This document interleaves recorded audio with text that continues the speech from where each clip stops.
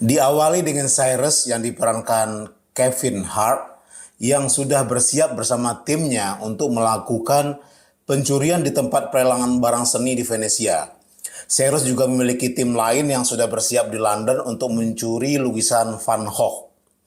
Sementara itu, Abby yang diperankan Gugu Bataro yang merupakan anggota Interpol juga sudah bersiap untuk mengawasi pencurian yang akan dilakukan oleh Cyrus. Abby menyadari kalau Cyrus sudah tahu kalau Interpol sudah mengawasi gerak-gerik timnya. Cyrus terlihat sangat percaya diri ketika melakukan aksinya. Cyrus yang sudah berada di tempat pelelangan memulai aksinya dengan cara menawar barang yang sudah dia incar, yaitu NFT yang dibuat oleh salah satu seniman anonimus yang bernama N8, yaitu yang diperankan Jacob Batalon. Cyrus bersaing ketat dalam tawar-menawar hingga akhirnya mendapatkan barang itu dengan harga 20 juta dolar. Lalu Cyrus langsung memberikan aba-aba kepada timnya untuk menjalankan rencana mereka setelah kegiatan tawar-menawar selesai. Alarm pun berbunyi yang membuat para tamu di pelelangan harus segera dievakuasi. Lalu Cyrus bersama salah satu anggotanya yaitu Mason diperankan Yoon Ji mengajak N8 untuk melakukan pembayaran di kapal yang sudah disiapkannya dan N8 pun mengikuti apa yang ditawarkan oleh Cyrus. Sementara itu Abby langsung bergegas untuk masuk ke tempat pelelangan bersama timnya untuk memperingatkan bahwa telah terjadi pencurian di tempat pelelangan dan menyuruh keamanan di sana untuk mengunci semua akses keluar. Abby menyadari kalau Cyrus ternyata bukan menerkakan hasil karya N8, melainkan N8 itu sendiri, karena Cyrus membutuhkan akses yang lebih untuk mencuri hasil karya seninya. Abby langsung mengejar Cyrus dan menyadari kalau Cyrus sudah melarikan diri menggunakan kapal boat bersama anggotanya, yaitu Mason dan Camilla, diperankan Ursula Corbero, yang juga membawa N8 sebagai target mereka. Abby meminta kepada anak buahnya sebuah kapal boat untuk mengejar Cyrus. Dengan kemampuan hackernya Mason, mereka akhirnya bisa meloloskan diri dari kejaran Abby dengan mudah. Di kota London, Magnus, Billy Magnussen, dan Luke Vivek Kalra berhasil mencuri lukisan yang sudah menjadi target mereka. Sesampainya di kapal, N8 kagum karena kemewahan kapal yang dimiliki oleh Cyrus dan Cyrus menyuruh N8 untuk melepaskan topengnya agar N8 bisa lebih santai ketika bertransaksi. Cyrus pun mengirimkan uang ke rekening N8 sebagai pembayaran NFT yang sudah didapatnya pada pelelangan tadi, lalu mereka berpesta di kapal untuk merayakannya. Di tempat lain, Abby menemukan salah satu penawar yang ada di pelelangan berpura-pura lumpuh, yaitu Denton Vincent de Onofrio, dan dia meminta anak buahnya untuk membawa orang itu kepadanya. Berita tentang N8 yang dicuri pun telah tersebar ke seluruh platform dan N8 yang baru saja bangun dari tidurnya terkejut saat melihat berita itu. Lalu Cyrus memperkenalkan timnya kepada N8 yang merupakan pencinta seni sejati. Cyrus menjelaskan kalau mereka hanya penyelamat karya seni dari tangan yang salah dan hasil penjualan lukisan Van Gogh di pasar gelap mereka gunakan untuk membeli NFT N8. Lalu dari sana mereka mendapatkan keuntungan karena berita penculikan N8 sudah tersebar membuat harga NFT N8 naik hingga 89 juta dolar. Cyrus pun merayakan keberhasilan atas pencurian NFT pertama yang mereka lakukan bersama timnya dan N8. Sementara itu, Denton yang merupakan salah satu anggota Cyrus sedang diinterogasi oleh Abby dan Denton diancam akan masuk penjara selama 20 tahun karena pencurian dan penculikan yang dilakukan oleh kelompoknya. Tidak lama setelah itu, Abby menerima sebuah paket yang isinya adalah fotonya bersama Cyrus ketika masih berstatus pasangan dan Abby pun hanya bisa terdiam. Dan Abby mengajak anak buahnya untuk kembali ke kantor mereka di London. Di kantor Interpol yang ada di London, Abby dipanggil oleh atasannya yaitu Huxley, Sam Worthington, untuk memberikan sebuah tugas. Huxley menjelaskan kalau ada seorang kolektor seni hasil curian, yaitu Jorgensen, Jean Reno, akan melakukan pemindahan emas yang dimilikinya sebagai pembayaran kepada salah satu kelompok hacker yang bernama Leviathan untuk melakukan sebuah penyerangan utilitas, dan penyerang itu akan memberikan keuntungan kepada Jorgensen secara besar-besaran. Informasi itu Huxley dapat dari orang dalam yang dia punya, yaitu Arthur Peake, diperankan Jess Lieden. Lalu Huxley meminta Abby untuk menyuruh Cyrus mencuri emas yang bernilai 500 juta dolar yang akan dipindahkan oleh Jorgensen karena Abby dan Cyrus pernah menjalin hubungan. Abby pun mendatangi tempat tinggalnya Cyrus dan memberitahu tentang penawaran yang diberikan oleh atasannya. Cyrus awalnya menolak karena Jorgensen adalah salah satu orang yang tidak dapat dia ganggu. Tetapi Abby memberikan beberapa penawaran berupa penghapusan jejak kriminal semua anggota Cyrus dan juga Abby mengingatkan kalau Denton yang sekarang berada di kantor Interpol juga akan dipenjara karena Abby memiliki bukti atas pencurian lukisan Van Gogh. Cyrus pun memberitahu Abby kalau dia mau melakukannya kalau Abby terlibat dalam pencurian yang akan dilakukannya karena dia tidak mau Interpol membohongi timnya. Abby merasa kalau Interpol tidak akan mengizinkan hal itu. Cyrus pun menyuruh Abby untuk meminta izin akan hal itu dan dia akan menunggu kabar dari Abby esok harinya. Keesokan harinya terjadi perdebatan antara anggota Cyrus karena ada yang tidak setuju dengan bergabungnya Abby ke tim mereka dan pencurian yang akan mereka lakukan karena berhubungan dengan Jorgensen.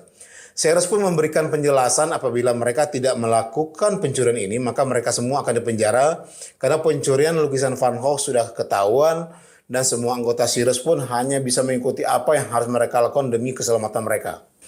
Abby pun menjelaskan bahwa Jorgensen akan memindahkan emasnya dari London ke Zurich dan pemindahan itu akan dilakukan menggunakan jalur darat dan udara. Lalu Abby ingin emas itu sudah dicuri sebelum menyentuh Zurich.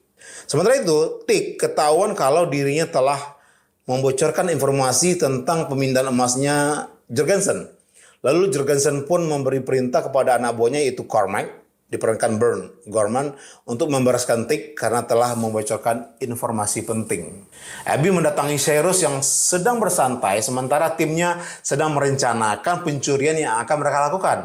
Abby bingung dengan peran Cyrus yang berada di timnya. Cyrus menjelaskan kalau dirinya mengawasi dari perspektif yang berbeda agar dapat membantu timnya dalam merencanakan sesuatu. Lalu Abby juga berusaha menghindari interaksi yang berlebihan dengan Cyrus karena dia pernah menjalin hubungan dengan Cyrus dalam waktu yang singkat waktu itu. Cyrus pun menjelaskan kepada timnya kalau mereka bukan akan mencuri emasnya saja, tapi mereka akan mencuri dengan pesawatnya juga. Seluruh anggota Cyrus pun terkejut dengan rencana yang dijelaskan karena itu adalah suatu hal yang mustahil. Lalu Cyrus pun menjelaskan kalau mereka akan mempersiapkan satu pesawat lagi untuk ditukar dan pesawat itu adalah milik Eric Molson yang diperankan Ollie Green. Abby dan Cyrus pun pergi menemui Eric Molson untuk mendapatkan pesawat itu. Lalu dengan mudah pun mereka mendapatkan pesawat itu karena Eric Molson mengaku kalau dia terbang secara ilegal di Amerika di depan Abby yang merupakan anggota Interpol. Para anggota Cyrus pun mulai mempersiapkan pesawat yang akan mereka tukar untuk melakukan pencurian. Tetapi ada satu masalah di mana mereka membutuhkan orang dalam di bagian lalu lintas udara. Abby pun tahu orang yang tepat untuk itu. Lalu Abby dan Cyrus menemui Harry, diperankan David Proud, untuk memintanya menjadi orang dalam mereka. Eric Molson awalnya menolak karena takut dipenjara karena pekerjaan yang akan dia lakukan itu bersifat tidak resmi. Lalu Eric Molson akhirnya menerimanya setelah Cyrus menaruhkan bayaran $1 juta kepadanya dan Abby lalu memberitahu Cyrus kalau Huxley ingin bertemu dengan mereka berdua.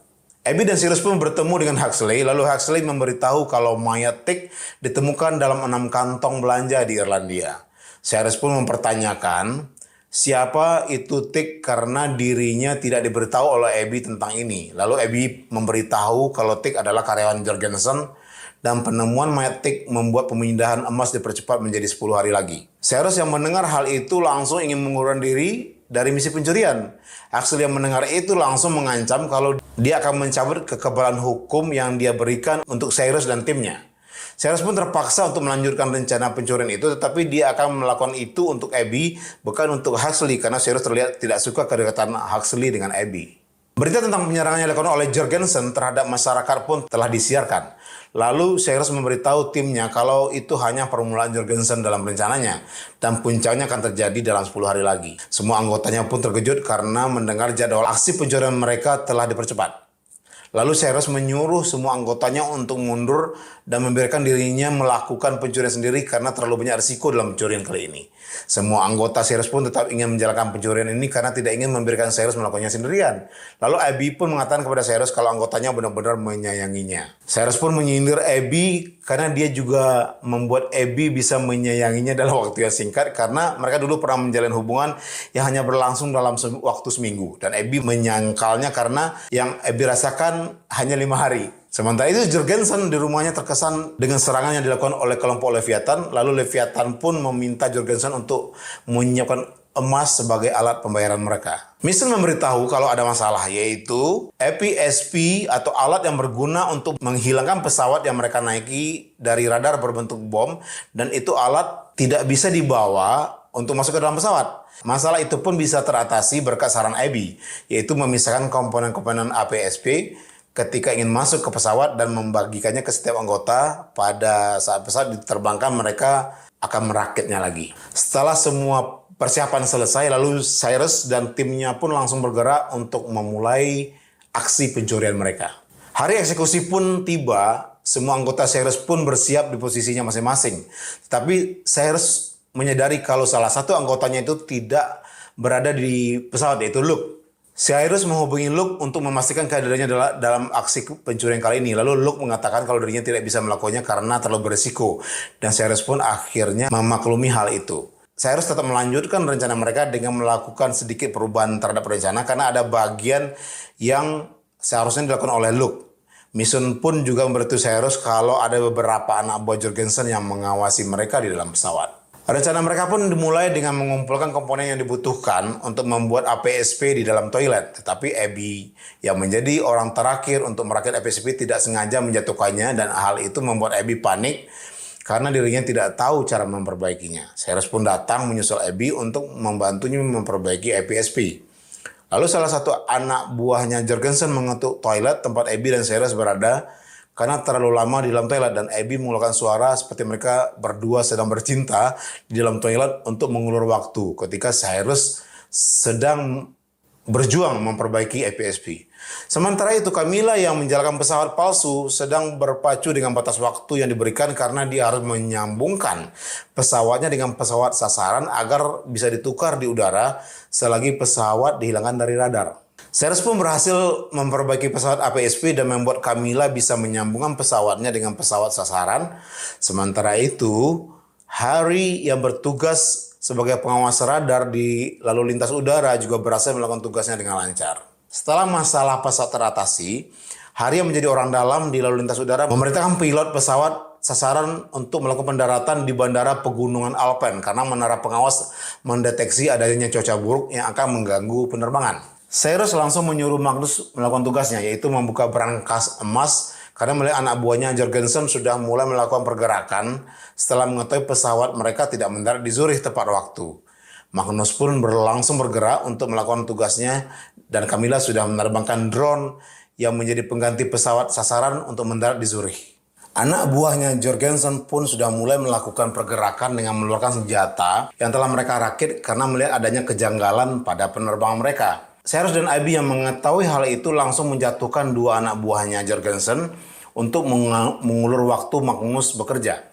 Magnus pun berhasil membuka berangkas emas tersebut, lalu Cyrus dan Abby pergi untuk mengecek ke tempatnya Magnus, dan mereka pun terlambat karena Magnus sudah ketahuan oleh Cormac yang ternyata ada di pesawat itu. Sementara itu pesawat mereka berhasil mendarat di bandara yang sudah ditentukan oleh timnya Cyrus, disusul oleh Camilla yang juga berhasil mendaratkan pesawat kedua sebagai pesawat pengganti mereka. Cormac lalu memberitahu Jorgensen kalau ada pencuri yang berusaha untuk mencuri emasnya. Lalu Jorgensen menyuruh Cormac untuk membawa emasnya dan para pencuri itu ke hadapannya. Cormac pun memerintahkan Camilla untuk menerbangkan pesawat keduanya untuk mengantarkan mereka ke tempat Jorgensen berada. Tapi Camilla beralasan kalau pesawatnya tidak akan cukup untuk membawa mereka semua dan emasnya. Cormac pun menyuruh salah satu anak buahnya untuk menyingkirkan Magnus. Sementara itu Huxley yang sudah menunggu di titik terakhir pengantaran emas yang akan dicuri mendapatkan informasi kalau ada masalah di pesawat sasaran mereka dan beberapa penumpang dipindahkan ke sebuah jet pribadi. Huxley pun mengerti apa yang sedang terjadi, lalu dia menyuruh anak buahnya untuk melacak jet pribadi tersebut.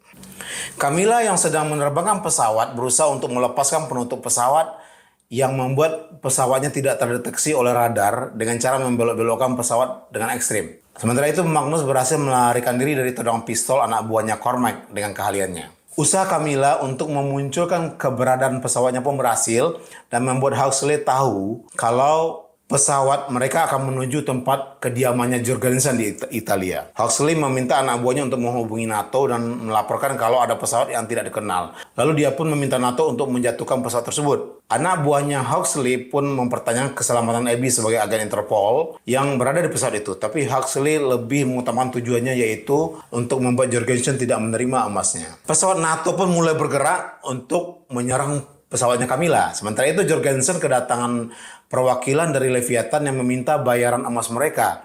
Dan Leviathan juga mengancam Jorgensen apabila tidak memberikan emas seperti yang dijanjikan, maka semua uang yang dimiliki Jorgensen akan dihabiskan oleh mereka hanya dalam hitungan detik. Jorgensen pun memberitahu kalau emas itu akan datang dalam waktu 1 jam lagi. Pesawat NATO sudah berada di dekat pesawatnya Camilla dan mereka berusaha memberikan peringatan karena mereka sudah melanggar peraturan dalam penerbangan. NATO pun juga memberikan peringatan untuk menyerang apabila mereka tidak memberikan respon. Hari yang bertugas di menara radar pun memberitahu pesawat NATO kalau ada warga sipil di dalam pesawat tersebut.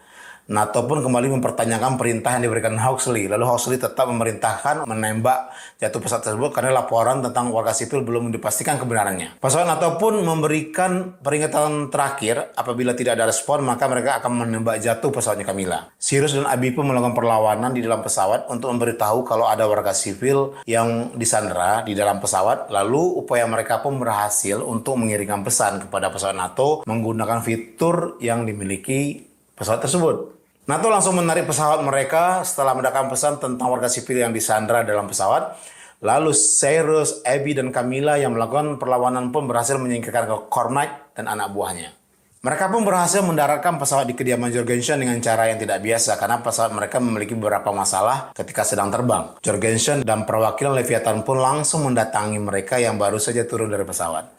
Lalu Jorgensen diberitahu kalau ada agen Interpol di antara mereka bertiga. Perwakilan Leviathan yang mengetahui hal itu langsung mengundurkan diri karena tidak ingin terlibat masalah. Tetapi Jorgensen langsung menembak mati perwakilan Leviathan tersebut karena ingin pergi membatalkan kesepakatan mereka. Jorgensen pun meminta mereka untuk mengaku siapa yang merupakan agen Interpol yang dimaksud. Lalu Cyrus langsung mengaku kalau dirinya adalah agen Interpol yang Jorgensen cari. Jorgensen pun langsung ingin mengeksekusi Cyrus dengan pistolnya, lalu tiba-tiba datanglah polisi setempat ke rumahnya Jorgensen dan menodongkan pistol ke arah Jorgensen. Jorgensen pun mengaku kalau dia hanya mempertahankan propertinya yang didatangi oleh orang asing. Lalu Cyrus langsung memperlihatkan rekaman di mana Jorgensen lah yang telah membunuh perwakilan Leviathan tersebut menggunakan NFT yang telah mereka pasang di badan pesawat mereka. Para polisi yang melihat rekaman tersebut langsung menangkap Jorgensen karena telah terbukti membunuh perwakilan Leviathan tersebut. Lalu datanglah Huxley bersama anak buahnya di kediaman Jorgensen dan memberikan penjelasan kepada polisi setempat apa yang sedang terjadi. Sementara itu anak buahnya Huxley memberitahu Abby kalau orang yang memerintahkan NATO untuk menyerang pesawat mereka adalah Huxley. Abby yang tidak percaya akan hal itu langsung melayangkan tinjunya ke wajah Huxley dan menyatakan kalau dia berhenti dari Interpol. Abby pun pergi bersama Cyrus dan Camilla yang sedang bersiap-siap untuk meninggalkan kediaman Jorgensen. Beberapa minggu kemudian, Cyrus membawa Abby untuk datang ke suatu tempat. Dan Cyrus juga memberitahu Abby kalau dia sudah menemukan karya seni yang dulu adalah milik ibunya dan dicuri. Lalu Cyrus pun membelinya dan akan mengembalikannya lagi kepada Abby. Cyrus juga memberitahu Abby kalau sebenarnya mereka berhasil mendapatkan emas yang asli dengan cara menukarnya dengan emas palsu yang telah dibuat oleh Magnus ketika sedang merencanakan pencurian tersebut. Magnus pun berhasil lolos ketika ditodong oleh anak buahnya Cormac dan langsung kembali ke pesawat dan menjatuhkannya ke tempat yang sudah mereka tentukan.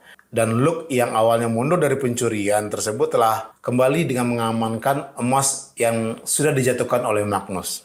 Cyrus dan Abby pun tiba di tempat di mana emas yang mereka tukar dijatuhkan. Lalu di sana semua anggota Cyrus sudah menunggu mereka berdua. Abby pun diberi kesempatan untuk melakukan tugas terakhir, yaitu memunculkan emas yang telah mereka sembunyikan di dasar sebuah danau. Film ini diakhiri dengan Cyrus dan timnya yang merayakan keberhasilan mereka yang telah berhasil mencuri emas yang bernilai $500 juta.